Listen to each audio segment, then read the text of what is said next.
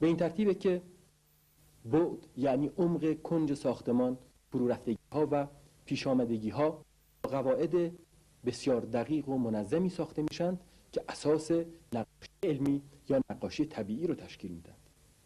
این قرار گرفتن چیزها، این تفاوت شکل اینها در قرار گرفتن، چیزی است که در اصطلاح خارجی، در اصطلاح فرنگی پرسپکتیو یا فن مناظر و مرایا خونده میشه. نقاشی قدیم ایرانی مناظر و مرایا را به کار نمیگیره. چرا به کار نمیگیره؟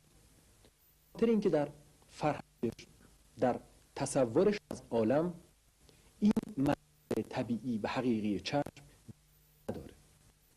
همونطور که اشاره شد، با چشم سر نمیخواد مناظر و حکایات. به این ترتیبه که برای او اهمیتی نداره که دوری و نزدیکی چه چیزی رو تصویر میکنند. برای او اهمیت در تجمع، در ترکیب و در ساختن جزء شکل اساسی منظرش. ما میبینیم که وقتی که میخواد عده آدم رو نقاشی بکنه که در فواصل متفاوت ایستادن، سنتی رو به وجود میاره که اینها به نسبت بالاتر یا پایینتر ایستادن دورتر یا نزدیکتر هستند. در نقاشی ایرانی کسی که در بالای کار قرار گرفته دورتر و کسی که در پایین نزدیکتر هست. نمونه واضح تصویری که تصویر که به خدمت رسیدن، 3 نفره بالا ایستادن و ردیف‌های پایین جلوتر به چشم نقاش و در حقیقت به منبع اصلی دریافت تصویر. از طرف دیگه می‌بینیم یک فرش وقتی که بر زمین گسترده میشه، اگر از فاصله به اون نگاه بشه هیچ وقت به شکل مستطیل کامل در نخواهد اومد، بلکه حتما شکلی از زوزنقه رو خواهد ساخت. نقاش چون به پرسپکتیو بی‌اعتناست که یعنی مطمح نظر او نیست مسئله پرسپکتیو، فرش رو به صورت حقیقیش، به صورت واقعیش، به صورت یک مستطیل کامل تصویر کرد. همینطور چادری که بر بالای سر امیر هست، این چادر باز در شکل طبیعی خودش نمودار نشده.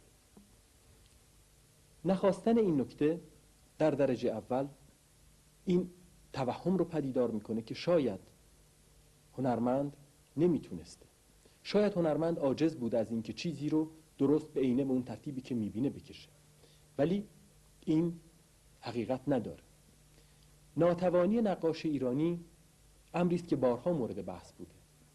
این بحث به قول معروف این رشته سر دراز داره، ولی تا جایی که در استنتاج دقیق و بی‌طرفانه میشه بهش رسید، اینه که هنرمند به هر حال پیروی میکنه در درجه اول از سنتش و در درجه دوم از تفکرش، از فلسفه، از بینش فرهنگی و از اون چیزی که ذات نگاه کردن به عالم از طرف هنرمند است.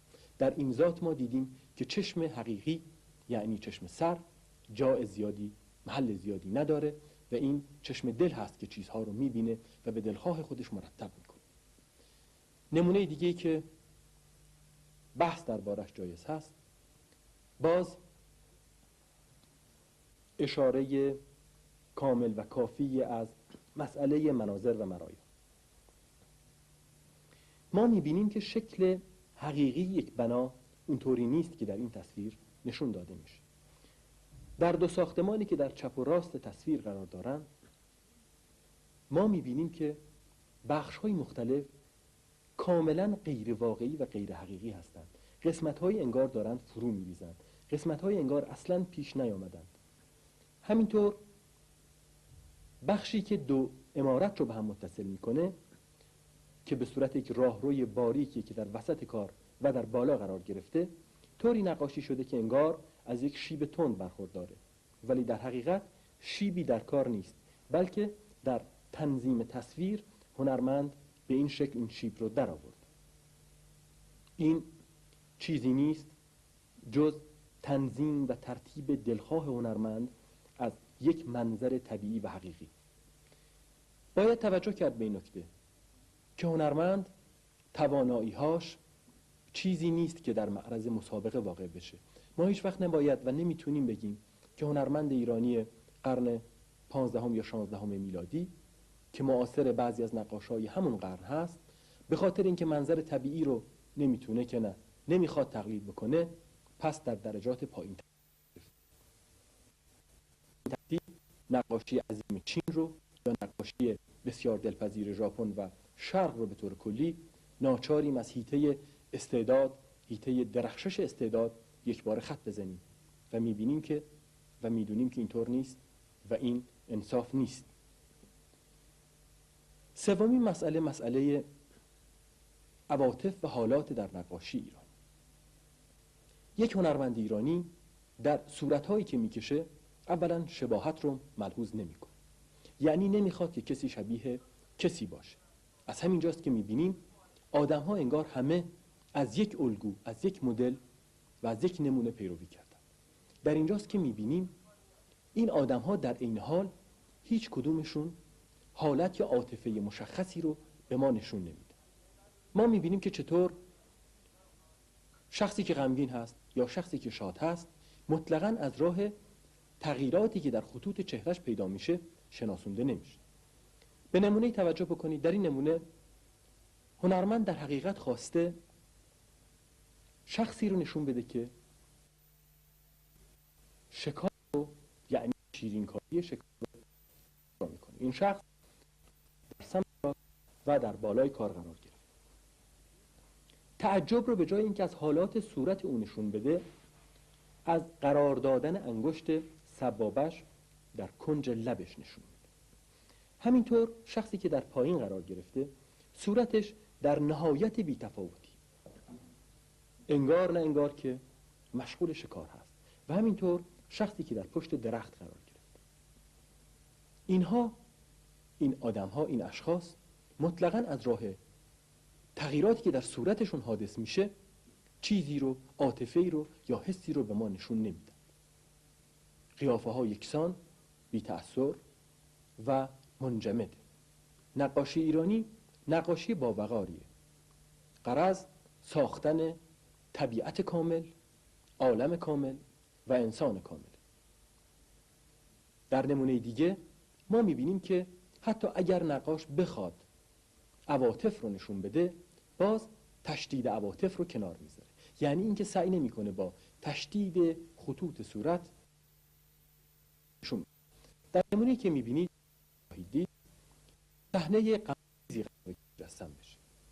صحنه تکه‌ای از یک نقاشی بزرگ که کشته شدن خسرو پرویز رو نشون میده که اطرافیان یا آدم‌های دیگری نشون میده که دارن بسیار اندوهگین شدن این حادثه.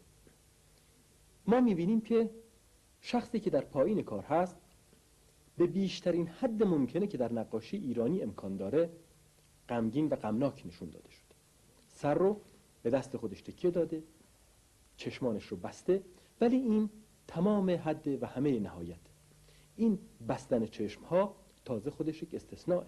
و الا در حالتی که در انسان ایستاده در سمت راست میبینیم که به عصاش تکیه داده، یا شخص نشسته، یا خادمی که ظرفی رو با غذایی مشغول آوردنه، کوچکترین تأثیر، کوچکترین حالت یا کوچکترین غم و اندوهی در اون دیده نمیشه.